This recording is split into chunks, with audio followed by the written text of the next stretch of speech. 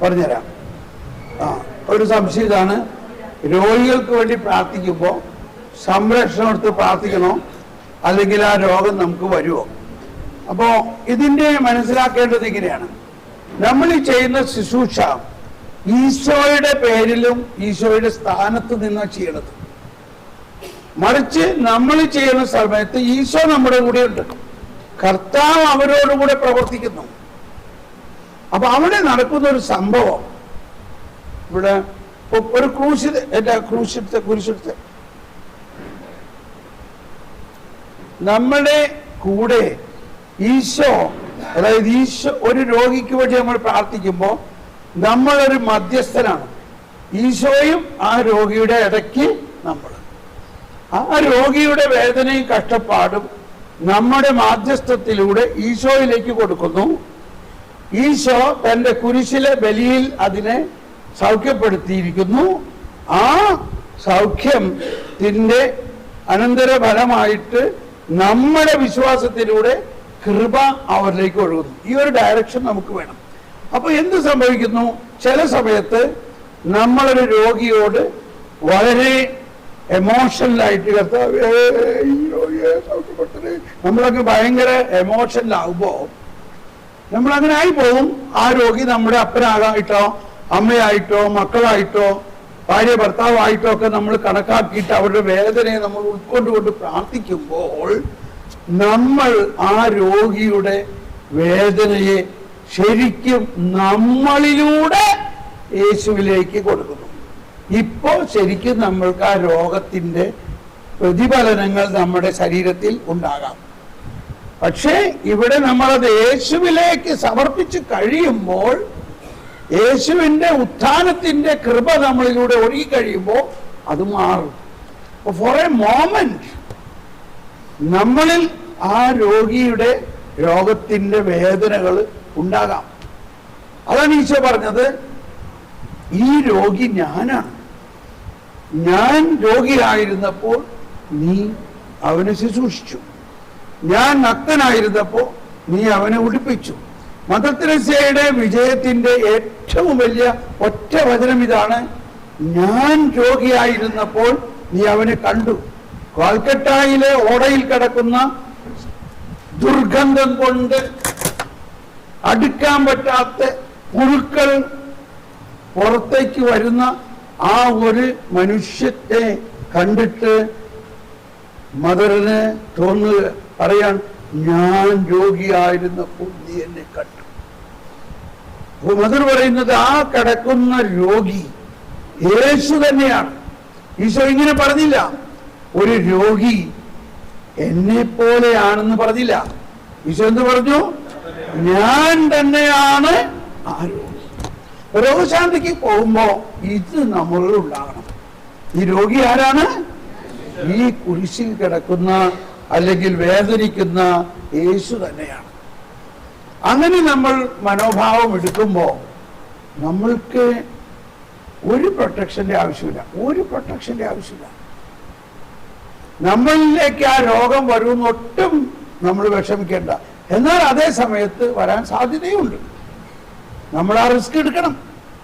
Morocco ദ്വീപിലേക്ക് പോകാൻ ഒരാളും തയ്യാറായില്ല. ബിഷപ്പ് ഒരു അനൗൺസ്മെന്റ് നടത്തി, ആരുമില്ല. അവസാനം ഒരച്ഛൻ എഴുന്നേറ്റ് പറഞ്ഞു, ഞാൻ പോകാം. എന്തുകൊണ്ട് അച്ഛൻ പറഞ്ഞു? അവിടെ പോയാൽ ഞാൻ തിരിച്ചു വരില്ല എന്നും ഞാൻ അവിടെ കുഷ്ഠരോഗിയായി മരിക്കുമെന്ന് അന്ന് ഫാദർ ടാമി എന്നെ അറിയാമായിരുന്നു. മനസ്സിലാവുണ്ടോ? അപ്പൊ ഈ രോഗശാന്തി എന്ന് പറഞ്ഞിട്ട് അയ്യോ രോഗം തന്നെ പടരരുത് എന്നും പറഞ്ഞ് സോക്സും അതും ഇതൊക്കെ ഇട്ട് ഇതൊക്കെ വെച്ച് ചെയ്യേണ്ട ആവശ്യമൊന്നുമില്ല, ചെയ്തോളൂ. പക്ഷെ നമ്മളിൽ രോഗമുണ്ടാകാം. എന്തോരം പേര് മിസ്സടിച്ച് ചാവണം, ആക്സിഡന്റ് ആയി ചാവണം, വലിയ പ്രൊട്ടക്ഷനൊക്കെ എടുത്തിട്ട്. ഒരു സഹോദരി ക്യാൻസർ രോഗത്തിൽ നിന്ന് രക്ഷപ്പെട്ടു. പിറ്റേ മാസം എറണാകുളത്ത് നിന്ന് ബാംഗ്ലൂർക്ക് ട്രെയിനിൽ പോകുമ്പോൾ തൃശ്ശൂർ ഭാഗത്ത് ആൾക്കാരോ ട്രെയിനിൽ കാണാൻ വന്നു. അവിടെ വന്നിട്ട് അവരങ്ങ് പോകുമ്പോഴേക്കും ട്രെയിൻ ഓടാൻ തുടങ്ങി. ട്രെയിനിന്റെ വാതില് അടച്ചില്ലായിരുന്നു. ട്രെയിൻ ഒരു സ്പീഡ് എടുത്തോടി ഇവര് ട്രെയിനിൽ നിന്ന് തെറിച്ചങ്ങ് പോയി. അവിടെ വീണ് ആള് മരിച്ചു. അപ്പൊ നമ്മുടെ കാര്യമൊക്കെ ഇത്രേ ഉള്ളൂ. നമ്മൾ ഇത്രയും വലിയ പ്രൊട്ടക്ഷനൊക്കെ എടുത്ത് ചെന്നിട്ട് എന്താ കാര്യം? നമ്മുടെ സമയമാകുമ്പോൾ കർത്താവ് കൊണ്ടുപോകും. മനസ്സിലാവുന്നുണ്ടോ? അപ്പൊ രോഗിയുടെ അടുത്ത് പോകുമ്പോ ഈ രോഗി ക്രിസ്തു തന്നെയാണെന്നുള്ള ആ വചനത്തെ നിങ്ങൾ പൂർണ്ണമായിട്ട് വിശ്വസിക്കുക. ഈ മദർ തെരേസയെ നോക്കിയേ, മദർ പറയും, ആ ഒരാളെ ഞാൻ അന്ന്, ആ ഒരു കുഷ്ഠരോഗിയെ ഞാൻ എൻ്റെ കൈ കൊണ്ട് എടുത്തില്ലായിരുന്നുവെങ്കിൽ ഈ 86,000 കുഷ്ഠരോഗികളെ ഞാൻ എടുക്കില്ലായിരുന്നു. 86,000 കുഷ്ഠരോഗികളെ ഇവരെടുത്തിട്ട് എത്ര മദർ തെരേസ സിസ്റ്റർമാർക്ക് കുഷ്ഠരോഗം ഉണ്ടായി? വല്ലതും നിങ്ങൾക്കറിയോ? ഒരാൾക്ക് പോലും ഉണ്ടായിട്ടില്ല. നിങ്ങൾ ആ കൽക്കട്ടയിലെ കുഷ്ഠരോഗി സാനിറ്റോറിയത്തിൽ ഒന്ന് ചെന്ന് നോക്ക്. 400ഓളം കുഷ്ഠരോഗികൾ അവിടെയുണ്ട്. ഈ സിസ്റ്റർമാരും അതുപോലെ തന്നെ ഞാൻ അവരുടെ പല ഹൗസിലും പോയിട്ടുണ്ട്. ഗവൺമെന്റ് തന്നെ ഇവരെ ഏൽപ്പിച്ചിരിക്കുകയാണ്. കാരണം ആരും അവരെ കെയർ ചെയ്യാനില്ല. എവിടെയാണ്? ഭുവനേശ്വർ. ഏത് രാജ്യത്ത്? ഭുവനേശ്വർ, അത് ഒറീസ. ഹൈദരാബാദ്, ഭുവനേശ്വർ, ഒറീസയിൽ. അവിടെ സിസ്റ്റേഴ്സിനെ ധ്യാനിപ്പിക്കാനാണ് ചെന്നത്. ധ്യാനിക്കാൻ ചെന്നപ്പോ ഇവര് താമസിക്കുന്നത് കുഷ്ഠരോഗികളുടെ ക്യാമ്പിന്റെ അകത്താണ്. അപ്പൊ ആ പ്രദേശം മുഴുവനും, ഒരു വനം മുഴുവനും ഗവൺമെന്റ് കുഷ്ഠരോഗിയുടെ ഇതിൽ കൊടുത്തേക്കാണ്. അവരത് കൊണ്ടുവന്ന് തട്ടും. അവിടെ ജീവിച്ച് മരിച്ചോളണവർ. എന്നാൽ അവരെ കെയർ ചെയ്യാനോ അവർക്ക് ഭക്ഷണം കൊടുക്കാനോ ഒരാൾ പോലും ഇല്ല. അവസാനം മദർ തെരേസ സിസ്റ്റേഴ്സ് അത് ഏറ്റെടുത്ത് അവർ ചെയ്യണം. അപ്പോ ഈ രോഗികളെ പ്രാർത്ഥിക്കുമ്പോൾ രോഗം വരും എന്നൊക്കെ പറയുന്നത് നമ്മുടെ വിശ്വാസക്കുറവ് കൊണ്ടാണ്. വിശ്വാസക്കുറവ്. ഞാൻ എന്തോരം രോഗികളെ വേണ്ടി പ്രാർത്ഥിക്കണം, ഞാനൊരു പ്രൊട്ടക്ഷൻ കൊടുക്കാറില്ല. അപ്പൊ നമ്മുടെ വിശ്വാസമാണ് ഇതിന്റെ അർത്ഥം. Okay, any other question? Yes, good. ഞങ്ങളുടെ ബോംബെയിലെ ടാബ്ലോർ ആശ്രമത്തെ കുറിച്ച് മാറ്റിവെച്ചിട്ടുണ്ട്. അച്ഛന് ഈശോ വെളിപ്പെടുത്തി കൊടുത്തൊരു പ്രാർത്ഥനയാണ്, അഭാവിതാവേ അങ്ങയുടെ തിരുക്കുവാൻ. അതൊന്നും പറയണ്ട. ഓക്കെ, അത് അച്ഛനോട് തന്നെ പോയി ഇല്ല. That is not, I am not commenting. നമ്മളൊരു അച്ഛന് കർത്താവ് വെളിപ്പെടുത്ത പ്രാർത്ഥന നമ്മളാരാ കമന്റ് ചെയ്യാൻ? ഇല്ലേ? അതാണ്, നമ്മൾ ആരെയും വിമർശിക്കണ്ട. അച്ഛന് വെളിപ്പെടുത്തി കൊടുത്ത അച്ഛൻ ചെയ്തോട്ടെ. നമ്മളീ പറയണത് സഭയുടെ പ്രബോധനങ്ങൾ അനുസരിച്ച് നമ്മൾ പ്രാർത്ഥിക്കാൻ ശ്രമിക്കുക. ഓക്കെ, ഇപ്പൊ നമ്മൾ നിർത്താൻ പോവുകയാണ്. എന്താ മോനെ വല്ലതും ചോദിക്കാനുണ്ടോ? ജനറൽ ആയിട്ടുള്ള ഡൗട്ടുകളാണ്. ഇവിടെ പറഞ്ഞ കാര്യങ്ങളിൽ 5 ദിവസം പഠിപ്പിച്ച കാര്യത്തിൽ എന്തെങ്കിലും സംശയം ഉണ്ടെങ്കില്ല. പാമാവസ്ഥയിലായാലും പാമാവസ്ഥയിലായാൽ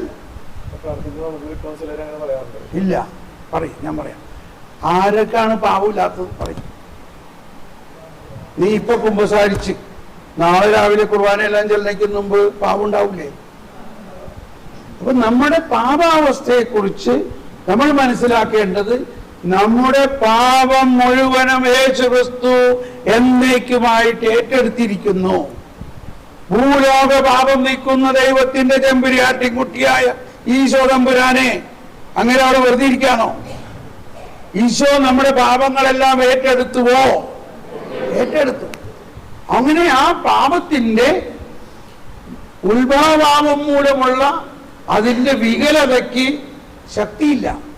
പക്ഷേ ആ പാപം ഏറ്റെടുത്തതിന്റെ കൃപ നമുക്ക് കിട്ടാൻ നമ്മൾ കുമ്പസാരിക്കണം. നമ്മൾ പാപാവസ്ഥയിലാണെങ്കിലും ഇപ്പൊ 4 പേര് നമ്മൾക്ക് വിശ്വാസമുണ്ടെങ്കിൽ 4 പേര് ഒരു തളർവാദ രോഗിയെ യേശുവിന്റെ അടുത്തേക്ക് കൊണ്ടുപോകും. ഈ 4 പേര് ക്രിസ്ത്യാനികളായിരുന്നോ? അന്ന് ആരും ക്രിസ്ത്യാനിയില്ല. മാത്രമല്ല, അത് വേറൊരു രസം, ഈ പാപമോചനം എന്നു മുതലാണ് ഉണ്ടായത്? യേശുക്രിസ്തു കുരിശിൽ മരിച്ചു കഴിഞ്ഞപ്പോഴല്ലേ പൊതുവായ പാപമോചനം ഉണ്ടായുള്ളൂ. അതുവരെ ഈ ഈശോയുടെ പരസ്യ ജീവിത കാലത്ത് ആർക്കും പാപമോചനം കിട്ടിയിട്ടില്ല. എന്നാൽ യേശുവിന്റെ അടുത്ത് വന്ന അനേകർ അവരെ സൗഖ്യപ്പെടുത്തുന്നു. ഈ 4 പേർ തളർവാദ രോഗിയെ ഉയർത്തിയപ്പോൾ ഈശോ എന്ത് പറഞ്ഞു? അവരുടെ വിശ്വാസം കണ്ടിട്ട്. ഈശോ നോക്കണത് അവരുടെ പാപമാണോ അവരുടെ വിശ്വാസമാണോ? അവരുടെ വിശ്വാസം കണ്ടിട്ട് ഈശോ തളർവാദ രോഗിയോട് എന്ത് പറഞ്ഞു? തോറ്റു. എല്ലാവരും തോറ്റു. ജയിച്ചു. എന്താ പറഞ്ഞേ? അപ്പൊ അതാണ് ആദ്യം. അവൻ പാപിയാണ്, ആ പാപം മൂലം അവൻ തളർവാദത്തിലായിരിക്കും എന്നുള്ളത് അതിനുശേഷം പറഞ്ഞതിന് ക്ലിയറാണ്. പക്ഷെ ഈശോ അവനെ കാണുന്നത് ആരായിട്ടാ? മകനെ. മർക്കോസ് 2:5 മകനെ,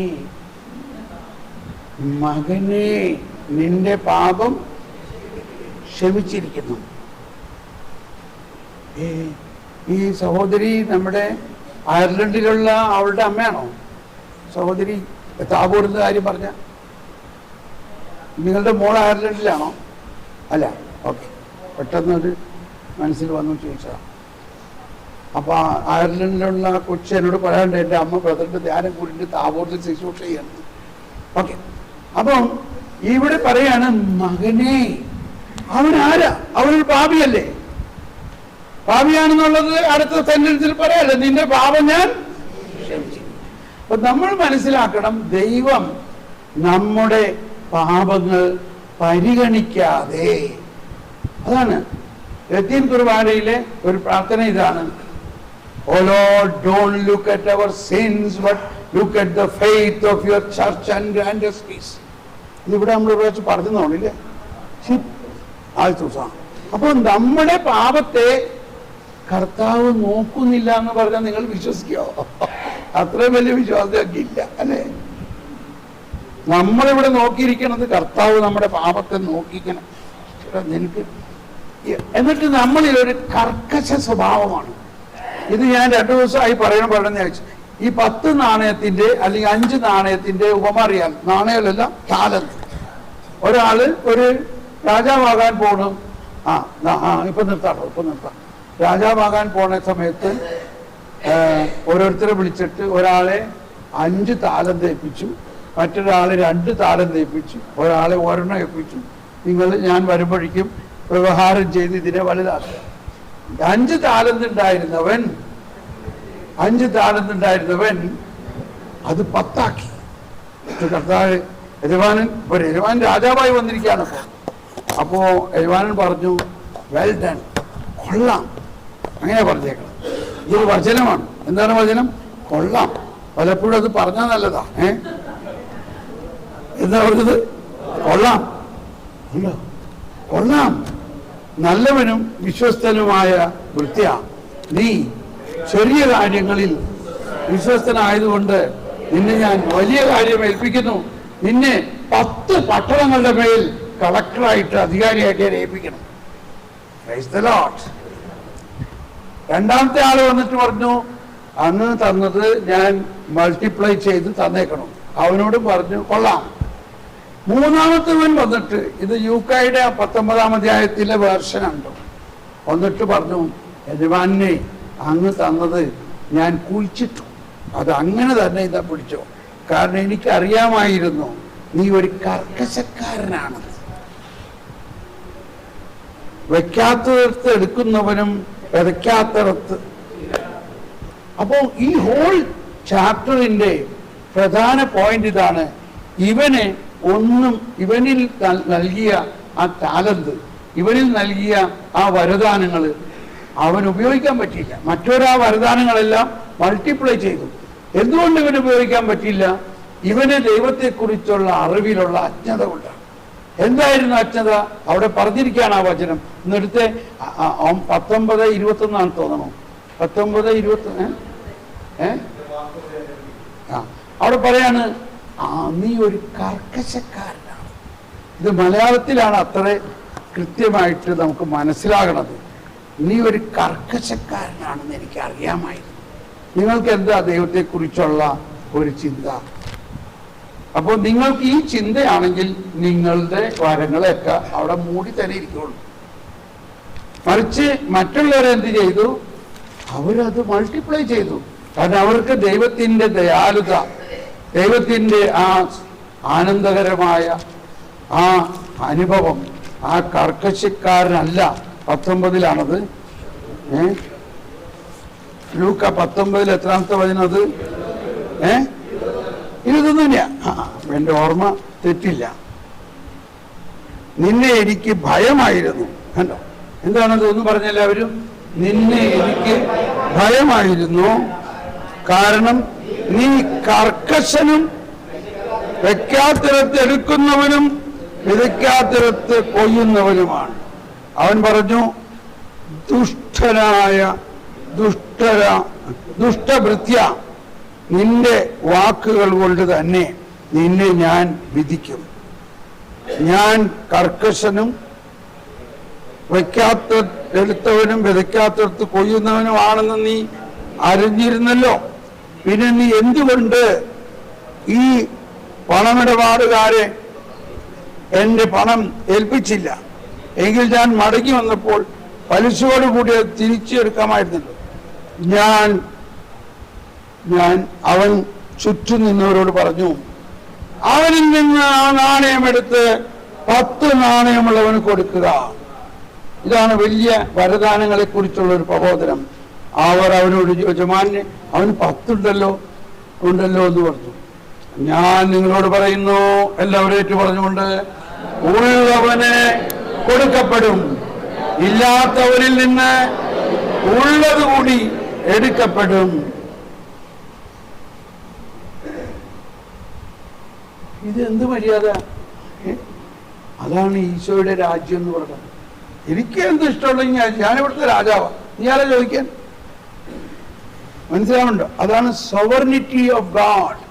ദൈവത്തിന്റെ ആ ശക്തിയുടെ പ്രഭാവം എന്ന് പറഞ്ഞാൽ, എനിക്ക് 10 ഉള്ളവന് ഒന്നും കൂടി കൊടുക്കണേ, എനിക്കെന്താ, അവനുള്ളവന് കൂടുതൽ കിട്ടണം.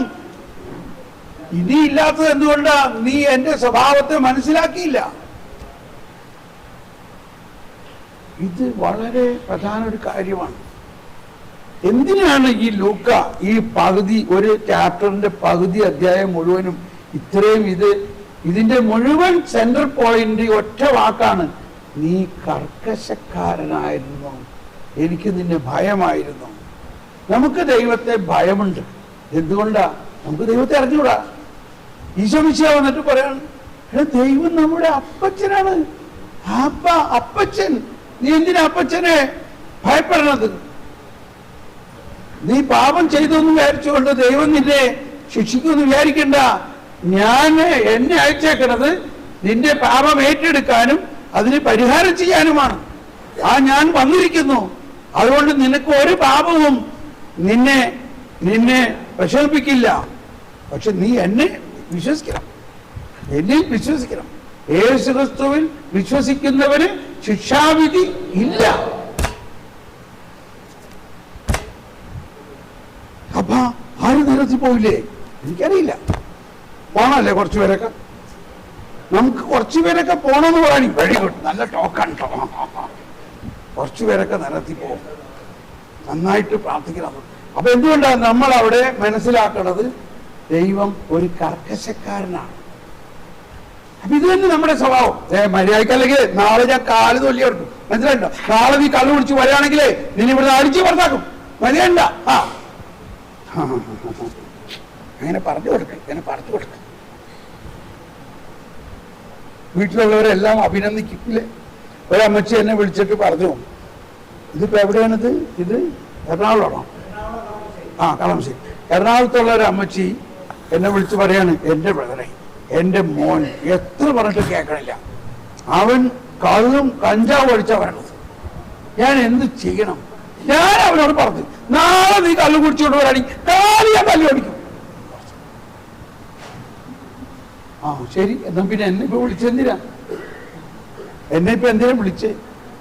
അല്ല, എനിക്ക് ആ കൂടി ഒരു മകനാണുള്ളത് ബ്രദറെ, ഞാൻ എന്ത് ചെയ്യണം?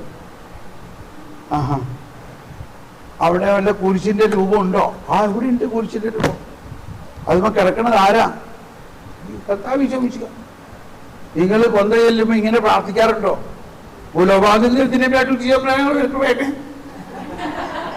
പിന്നെ എല്ലാ ദിവസവും പ്രാർത്ഥിക്കും. എങ്ങനെ പ്രാർത്ഥിക്കണം? ഭൂലോഭാവത്തിന്റെ ഭൂലോകമാവുന്ന ദൈവത്തിന്റെ എബിരാട്ടി കൂടി ഈശോ എങ്ങനെ പ്രാർത്ഥിക്കണേ? ഭൂലോകമാവുന്ന ദൈവത്തിന്റെ എബിരാട്ടി കൂടി ഈശോ. എന്താ അതിന്റെ അർത്ഥം എന്നറിയോ? ഭൂലോക പാപം നീക്കുന്ന ദൈവത്തിന്റെ ചെമ്പുരാട്ടിൻകുട്ടിയായ ഈശോ തമ്പുരാൻ. ആ ഈശോ കുരിശിൽ കിടക്കണം നോക്കി. ആ ഈശോ കുരിശിൽ എന്ത് ചെയ്തു? ഭൂലോക പാപം മുഴുവനും ഏറ്റെടുത്തു. ഇത് നിങ്ങൾ വിശ്വസിക്കുന്നോ? ഞാൻ ഈ അമ്മച്ചിയോട് ചോദിക്കാണ്. കുഴപ്പമില്ല. അമ്മച്ചി പറയാണ്, ആ അതാണല്ലേ അതിന്റെ അർത്ഥം. ഭൂലോകാധിപത്യത്തിന്റെ എവിടെയായിട്ട് കുടിച്ചാൽ അതിന്റെ അർത്ഥം അങ്ങനെയാണല്ലേ? ആ അതാണ്. അതായത് ഈ ഭൂലോക പാപം യേശുക്രിസ്തു ഏറ്റെടുത്തപ്പോ നിങ്ങളുടെ മകന്റെ പാപം അതിനകത്ത് ഏറ്റെടുത്തുവോ? ബ്രദർ പറയുമ്പോ എനിക്കിപ്പോ അത് മനസ്സിലാവുന്നുണ്ട്. മനസ്സിലാക്കൂ, വിശ്വസിക്കൂ, എന്നിട്ട് പറയൂ. നാളെ മോൻ വരുമ്പോ അവനെ ഈ കുരിശ് രൂപത്തിന്റെ മുമ്പിൽ കൊണ്ടുവന്ന് നിർത്തിയിട്ട് പറയും, മോനെ നീ നോക്കിയ ആ കുരിശിലേക്ക്, നിന്റെ ഈ മദ്യപാനം നിനക്ക് സ്വയം മാറ്റാൻ പറ്റില്ലടാ മോനെ എന്ന് പറയാൻ പറ്റും. അയ്യോ അങ്ങനെയൊക്കെ പറയാടിയോ, നാളെ വേണമെങ്കിൽ കൂട്ടിൽ കുടിച്ചാലോ? അതാണ് നമ്മുടെ പ്രശ്നം. നമ്മൾ പറയില്ല. നിങ്ങൾ നാളെ ഒന്ന് പറഞ്ഞു നോക്ക്, നിന്റെ ഈ മദ്യപാനവും കഞ്ചാവടിയും നിനക്ക് സ്വയം മാറ്റാൻ പറ്റില്ല. എന്നാൽ ഈ ഈശോ മിശിഹ കുരിശിൽ ഇതെല്ലാം ഏറ്റെടുത്തു, നിനക്ക് വേണ്ടി പരിഹാരം ചെയ്തു എന്ന് മോനെ നമുക്കൊന്ന് വിശ്വസിച്ച് പ്രാർത്ഥിക്കാം. എന്നിട്ട് അമ്മയും മോനും കൂടി അതങ്ങ് ഏറ്റു പറഞ്ഞ് പ്രാർത്ഥിക്കും. അപ്പൊ അവന്റെ മദ്യപാനം മാറും. എന്തായാലും അതിൽ പിന്നെ അമ്മച്ചേനെ വിളിച്ചിട്ടില്ല. അതിന്റെ അർത്ഥം അവന്റെ മദ്യപാനം മാറി. അല്ലായിരുന്നു നീ വീണ്ടും വിളിക്കില്ലേ? നമ്മുടെ പ്രശ്നം ഇതാണ്. നമ്മൾ ഈ കുറെ പ്രാർത്ഥന ഇങ്ങനെ പറഞ്ഞുകൊണ്ട് പോവുകയാണ്. എന്തർത്ഥത്തിലാ പറയണേ? നിങ്ങൾ സത്യമായിട്ട് അത് വിശ്വസിക്കുന്നുണ്ടോ? ഒരിക്കലും ഒരു സഹോദരി ചോദിച്ചു, തോമസ് പോൾ, ഭൂലോക പാപം എന്ന് പറഞ്ഞാൽ വരാനിരിക്കുന്ന ആളുകളുടെ പാപവും യേശുക്രിസ്തു ഏറ്റെടുത്തുവോ? ക്ഷമിക്കണം കേട്ടോ, നിർത്താം കഴിച്ചു. അപ്പോഴാണ് ഞാനും ചിന്തിക്കണേ. അപ്പൊ ഞാൻ പറഞ്ഞു തീർച്ചയായിട്ടും നിർത്താം ഇത് കൂടി ഞങ്ങൾ പറഞ്ഞ് അവസാനിച്ചോട്ടെ. ഇത് വലിയ കേസാണിത്. അപ്പൊ അവര് ജർമ്മൻകാരിയാണ്. അവര് പറയാണ്, ഞാനങ്ങനെ വിശ്വസിച്ചിട്ടില്ല. ഞാൻ ഉദ്ദേശിച്ചത് ഈ കഴിഞ്ഞു പോയ ആൾക്കാരുടെ പാവമൊക്കെ എടുത്തേക്കണം. അപ്പൊ പിന്നെ എന്താ ഈശോ മിശിഹ ഇനി വീണ്ടും വരുമോ? ബാക്കിയുള്ളവരുടെ പാവം എടുക്കാൻ വീണ്ടും കുരിശി കയറണോ? അപ്പൊ ഒന്ന് പറഞ്ഞേ, ഭൂലോക പാപം നീക്കുന്ന ദൈവത്തിന്റെ Lamb of God who took away the sin of the world. അതിന്റെ അർത്ഥം എൻ്റെ മക്കളുടെയും വരാനിരിക്കുന്ന മക്കളുടെയും പറക്കാനിരിക്കുന്ന ആൾക്കാരും അവർ ചെയ്യാനിരിക്കുന്ന പാപവും യേശുക്രിസ്തു ഓൾറെഡി ഏറ്റെടുത്തുന്നോ? അതെ. അയ്യോ അങ്ങനെ ഞാൻ വിശ്വസിച്ചിട്ടില്ല. വിശ്വസിച്ചിട്ടില്ലെങ്കിൽ അതൊരു പാപമാണ്. എന്താ പാപം എന്ന് പറയുന്നത്? വിശ്വാസക്കുറവാണ് പാപം. മറ്റെല്ലാ പാപങ്ങളും യേശുമിശിഹ ഏറ്റെടുത്തു. ഈ വിശ്വാസക്കുറവ് എങ്ങനെ ഏറ്റെടുക്കണേ? അതിന് നമ്മൾ പശ്ചാത്തപിച്ച് കുമ്പസാരിക്കും. അപ്പൊ ഞാൻ എന്ത് കുമ്പസാരിക്കണം? ഞാൻ എൻ്റെ വിശ്വാസത്തിൽ യേശുക്രിസ്തുവിൽ ഞാൻ വിശ്വസിക്കുന്നുണ്ടെന്ന് പറയുമെങ്കിലും യേശുക്രിസ്തു എന്താ ചെയ്തതെന്നും യേശുക്രിസ്തു വരാനിരിക്കുന്ന തലമുറകളുടെയും കൂടി പാപം ഏറ്റെടുത്തു എന്നും ഞാൻ വിശ്വസിക്കുന്നില്ല.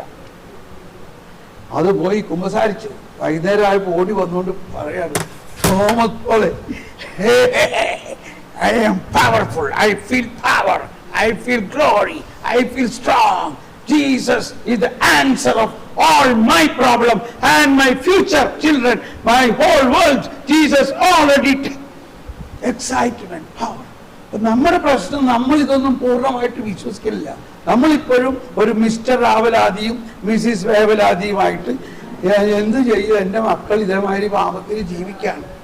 മക്കളുടെ പാപം യേശുക്രിസ്തു ഏറ്റെടുത്തുവോ ഇല്ലയോ?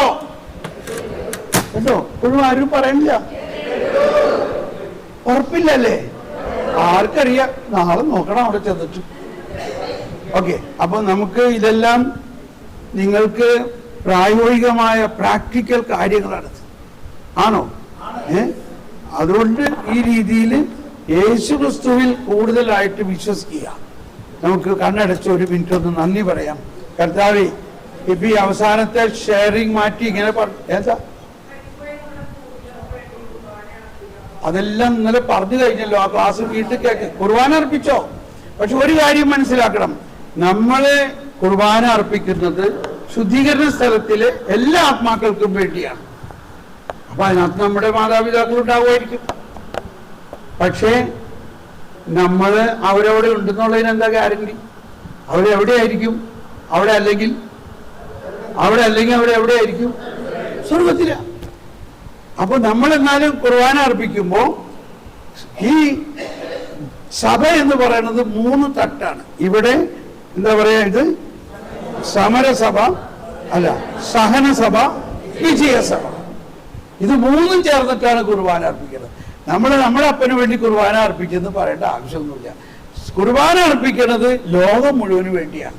കുർബാന മനുഷ്യവംശത്തിന്റെ പ്രത്യാശയായ ക്രിസ്തുവെ ഞങ്ങൾ ഈ അർപ്പിക്കുന്ന കുർബാന ലോകം മുഴുവനും, ലോകം മുഴുവൻ കുർബാനയുടെ പാത്രങ്ങൾ നോക്കും. നമ്മൾ അങ്ങനെ ഒന്ന് പ്രാർത്ഥിച്ച് നോക്കാം. അതിനകത്ത് നമ്മുടെ അപ്പനൊരാളുണ്ട്. നമ്മൾ ആർക്ക് വേണ്ടിയാണ് കുർബാന അർപ്പിക്കുന്നത്? ലോകം മുഴുവനും വേണ്ടി. അപ്പൊ അതുകൂടി ഒന്ന് പറഞ്ഞോട്ടെ. നമ്മുടെ അയൽവക്കത്തെ കാർത്തിയാനിക്ക് വേണ്ടി നിങ്ങൾ കുർബാന അർപ്പിക്കുന്നുണ്ടോ? ഉണ്ട്. അപ്പൊ അവരെ കൂടി നിങ്ങൾ ഓർക്കുമ്പോ എന്ത് സംഭവിക്കുന്നു വെച്ച് കഴിഞ്ഞാൽ, നിങ്ങൾ മടങ്ങി വീട്ടിൽ വരുമ്പോ ഈ കാർത്തിയാനി അമ്മച്ചി വീട്ടിൽ വന്നിട്ട് പറയാണ്, അതെ നിങ്ങൾ പള്ളിയിൽ പോയേക്കായിരുന്നല്ലേ, എനിക്ക് ഭയങ്കര ഒരു സന്തോഷം തോന്നുന്നു, നിങ്ങൾ അവിടെ ഇരുന്ന് എനിക്ക് പ്രാർത്ഥിച്ച് കാണുമല്ലേ. തീർച്ചയായിട്ടും അവരിങ്ങോട്ട് വന്ന് നമ്മളോട് പറയും. അതുകൊണ്ടാണ് നമ്മൾ ഈ ബലി അർപ്പിക്കുമ്പോ സങ്കുചിതമായിട്ട് എന്റെ അപ്പൻ, എന്റെ മക്കൾ, എന്റെ ഭാര്യ, എന്റെ മക്കൾ ഇങ്ങനെ അർപ്പിക്കാതെ ശ്രമിക്കലോട്ട് ഞാൻ ഇങ്ങനെയൊക്കെ പറയണത്. ആർക്കു വേണ്ടിയാ ബലി അർപ്പണം? ഭൂലോകപാപം നീക്കുന്ന ആർക്കു വേണ്ടിയാ ബലിയർപ്പണം? ഭൂലോകപാപം നീക്കുന്ന ബലിയർപ്പണം. ഈ ലോകത്തിലുള്ള ദൈവത്തെ അറിയാതെയും ദൈവത്തെ അപ്പോ ഇങ്ങനെയുള്ള എല്ലാവർക്കും വേണ്ടിയാണ് കർത്താവെ ഞാൻ അർപ്പിക്കണം. മനസ്സിലാവുന്നുണ്ടോ? അപ്പൊ അതില് എന്റെ അപ്പാപ്പനും അമ്മാമ്മയും മരിച്ചു പോയിട്ടുണ്ടെങ്കിൽ അവർക്കും കിട്ടിക്കോട്ടെ, നോ പ്രോബ്ലം. ഓക്കെ, അപ്പൊ ഇവിടെ നിർത്താണ്. എന്നോട് ക്ഷമിക്കണേ ചേട്ടന്മാരെ, സമയം ഒരുപാടായി. ഒരു നിമിഷം നന്ദി പറയാൻ. കർത്താവെ, ഇന്ന് ഇപ്പൊ ഈ ക്ലാസ്സിലൂടെ കിട്ടിയ ബോധ്യങ്ങളെല്ലാം അനുസരിച്ച് നമ്മൾ വളരും, തീർച്ചയായിട്ടും വളരും. നാളെ അവസാന ദിവസമാണ്. നിങ്ങൾ നാളെ രാവിലെ ഇവിടെ പ്രാർത്ഥിക്കേണ്ടത് ഈ വ്യക്തിപരമായ പ്രാർത്ഥന ശരിക്കും ഒരു റൗണ്ട് 1 മണിക്കൂർ എടുത്ത് നാളെ പ്രാർത്ഥിക്കണം. നാളെ ഇനി അതിനെക്കുറിച്ച് ക്ലാസ് ഉണ്ടാവില്ല. നാളത്തെ ക്ലാസ് അഭിഷേകത്തിന് വേണ്ടിയുള്ള തയ്യാറെടുക്കലായിരിക്കും. ഒരു റൗണ്ട് കൂടി ഒരു ഗ്രൂപ്പ് നടത്തണം നാളെ. അതാണ് ഉദ്ദേശം. ഓക്കെ, അപ്പൊ നമുക്ക് നന്ദി പറയാം. God bless U. നമ്മളെല്ലാവരും പോവുക, ഭക്ഷണം കഴിക്കുക. അത് കഴിഞ്ഞിട്ട് ആവശ്യമുള്ളവർക്ക് നിങ്ങൾക്ക് ഇവിടെ വന്നിരുന്ന ഗ്രൂപ്പായിട്ട് സംസാരിക്കാം. നിങ്ങൾ ഷെയർ ചെയ്യാം, നിങ്ങൾ പരസ്പരം പ്രാർത്ഥിക്കാം. ഇവിടുന്ന് തന്നെ സുവിശേഷം പ്രഘോഷിച്ചു ആരംഭിച്ചോളൂ. Okay, God bless you. Good night.